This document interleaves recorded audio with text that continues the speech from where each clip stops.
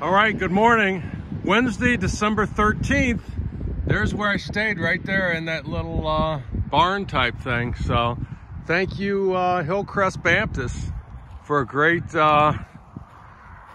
deal for hikers there. It really was. So basically I had a private room to myself, and the pastor's wife cooked me dinner last night, soup and some biscuits and plenty of desserts. So got some calories in me, and all donation based. So if you're hiking the Florida Trail, definitely the Hillcrest Baptist should be on your stopping list.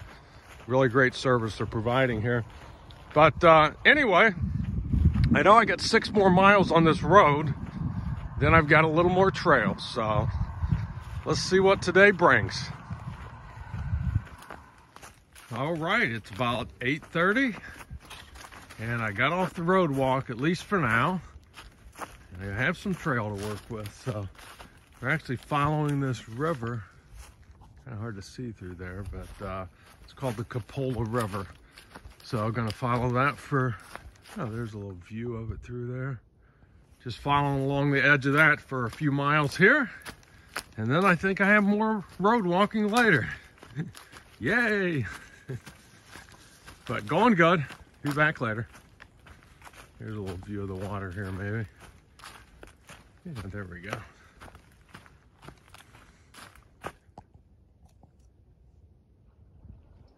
Good view of the river. Pretty good sized river.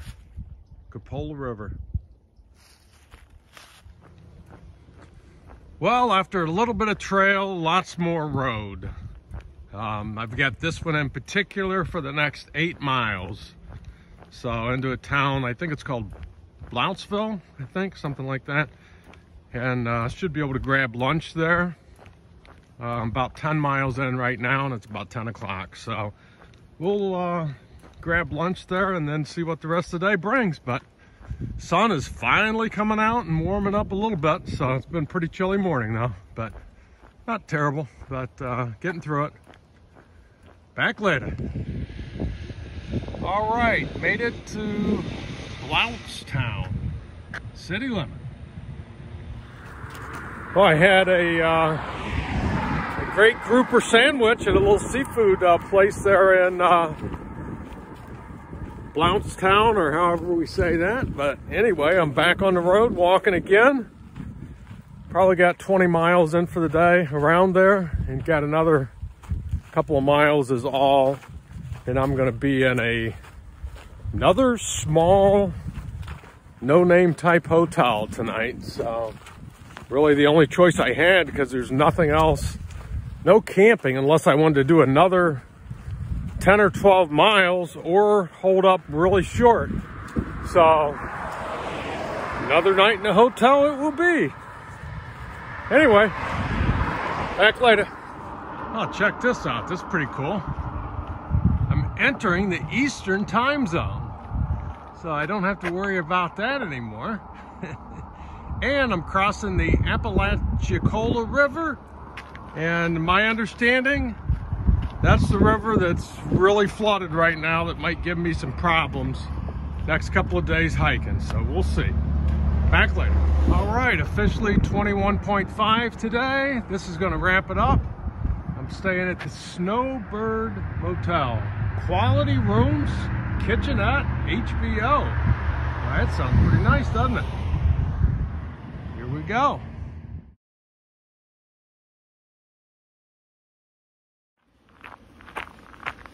All right, January 1st, about 11 a.m.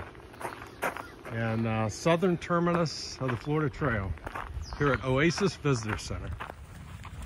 All right, it's a little confusing how I got here, I guess, but about 3 weeks ago, I guess it was, I finished up at Bristol, the first 231 miles of the northern section of the Florida Trail, and I was gonna jump back up there, but I live in South Florida, so sort of made sense on New Year's Day to just jump right down here and start from the south going north, see how far we get here. But one of the things that made me make that decision was logistically, it works out great for me. And secondly, they're getting ready to do a controlled burn down here on January 14th. And they said this section of the trail, the big Cypress section, could be, it could be closed for several weeks. So I want to make sure I get to do it. So here we go. And we have had a lot of rain recently, so I'm thinking it's going to be a pretty wild and wet trail for the first 30 miles here. So anyway, beautiful day though. It's going to be about 70 degrees and sunny. So we'll see what today brings. Back later. All right, half a mile in and feet are getting wet already.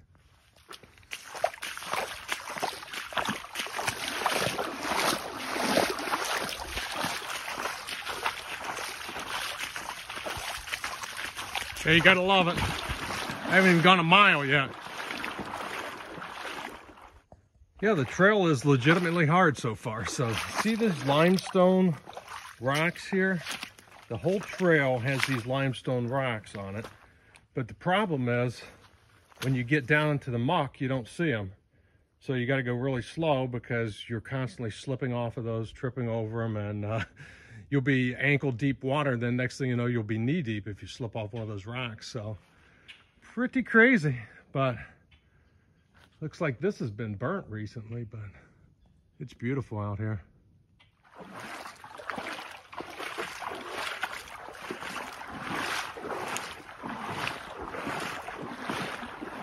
Yeah, I've done some swamp walking before, but definitely these underground rocks or underwater rocks give it a whole different level of complexity. You can try stepping on them when you can see them, but every now and then your foot will just slip right off of it. So pretty fun.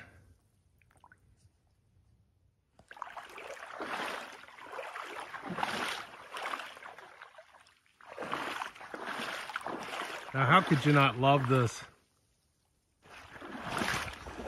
All right, 6 miles in. Kind of slow going. This is the good part of the trail. It's a beautiful stretch through here. Look at all these air plants on the trees. Pretty cool stuff.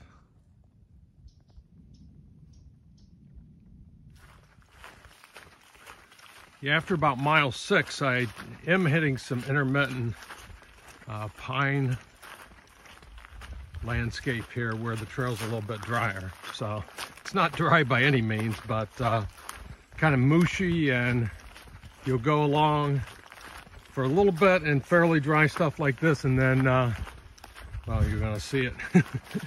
Pretty much this is the way the trail's been. Get a couple hundred yards of that and then back at it. So, but it is a lot better than constant water, so we'll see if this lasts or not. Back later. Gives you a real good idea of these limestone holes. You can see them right there. And when you go, there's a hole there, there's a hole there, and a hole there. So it's pretty crazy because, you know, when it's dry like this, it's not a big deal. See this right here? But when this is underwater, which it is, a lot of spots, and look at the holes. And you got no way of seeing that, and you just got to go really slow, and you're constantly slipping and dropping down into these holes. Pretty crazy.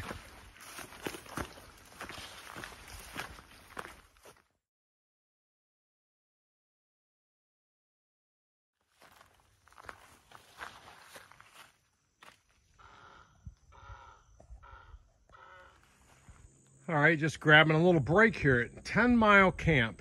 And I think I'm gonna keep going a little bit further. It's 3 o'clock right now, and I'm hoping to make it about another 7. It is slow going. Some of the trails close to 2 miles an hour, so hopefully I can make it 7 before dark. I have sunsets at 5:45, so technically I can hike till probably about 6:30 before it's actually dark. So hoping to get there by dark. We'll see. Anyway, Back later. Well, one thing's for sure, I just figured out I'm not going to get to camp before dark. So there will be some night hiking. I've got 3 miles to go, and it's a little after 5. So I'm definitely, at the pace you can make here, I'm definitely going to be night hiking. So there were a couple bailout camp spots, but they were totally underwater. So it'll be about 17 miles when I get there. So again, about 3 more. So just going to take it slow, put my headlamp on here in a little bit, and enjoy the sounds of the swamp at night, I guess. We'll see how it goes. All right, a beautiful, beautiful sunset here in the swamp. So absolutely beautiful day out here. So got a couple more miles still, and yeah, probably it for tonight, unless I check back in here later on. But hopefully I got a few minutes before I have to turn the headlamp on and see what it's like night hiking here. Hopefully the trail stays like this, but we'll see. I'm sure there's more swamp coming.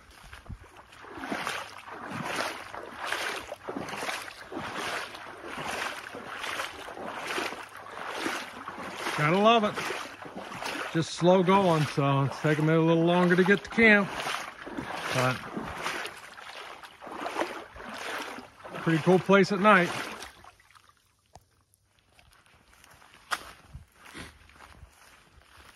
All right, good morning. It's Tuesday, January 2nd, I believe. So waking up to a beautiful morning. Look at that sunrise coming up over there. So trail's a little rough right now, but at least it is not in the water for a change. So got 17 yesterday to camp. Got there about 7 o'clock, and no issues there. There were actually a couple other people there at camp, so just talking to them a little bit this morning, heading out. So today's the day we're supposed to have the worst of the swamp. So worst starts in about 3.5 or 4 miles, and it's supposed to be a stretch of like 7 miles where it's totally underwater, I guess, except for a couple little islands you go over. But I mean, honestly, that's not going to be any different what we've really been through. I would estimate yesterday was probably 80% underwater, so there's definitely way more water here out here than there normally is. But look at this. Wow. Beautiful.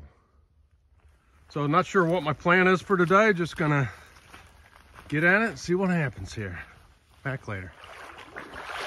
All right, I'm getting ready to enter the deepest part of the swamp here, I guess. So about knee deep now. Not quite knee deep, but told it's supposed to get up over waist deep. So I'm probably gonna put my camera away somewhere dry. So I may not get a lot of footage of this, but I'll try. We'll see what happens here.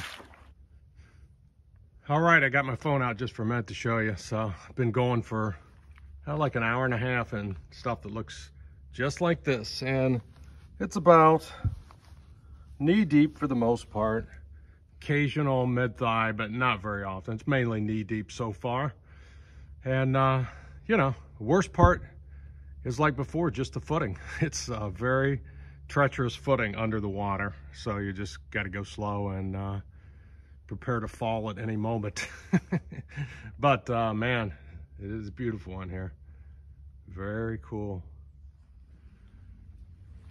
All right, made it to a place called Ivy Camp. So a little break from the swamp for just a second, and I'm going to get a little snack, a little second coffee, and back into the swamp. It's about 10:30. All right, it's about 1:30. I made it to a place called Thank God Island. That's the swamp out there.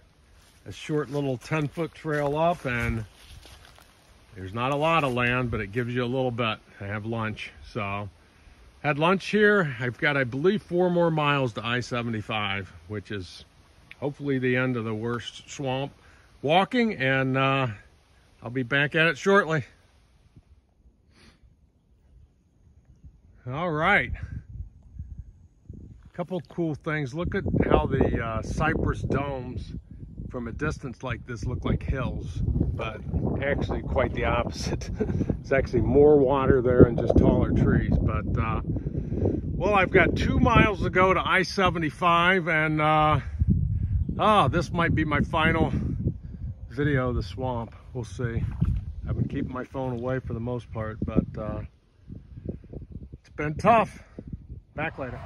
All right, there's the gate from I-75. So I made it to I-75 and through the worst of the swamp. So that was one crazy 2 days getting through there, I'll tell you that. So happy to be on the other side. It was actually, today was way harder than yesterday, and I think all of it was really harder than I expected it to be. So it was mainly just the footing, between the roots, trees on the bottom, and the limestone crevices. It was pretty poor footing.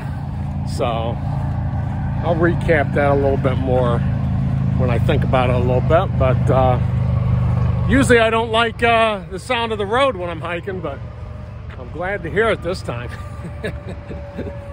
Anyway, there's a rest area up here. I'm gonna get something to drink and wash my socks and shoes off and hike a little bit north of the road here and find a place to camp. Back later. Check this out. I'm on the north side of 75 and this is my trail.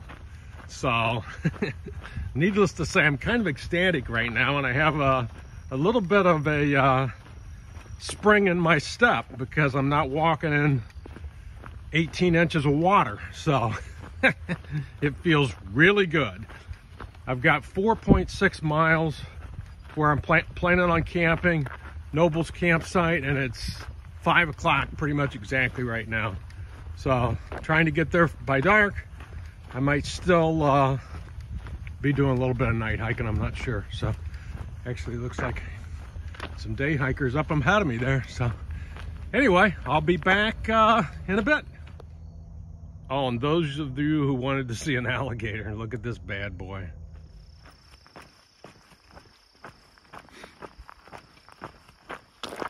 Something moving over there. All right, wrapping up tonight. About 0.5 to go to camp, and as you can see, it's getting dark. So back in the morning.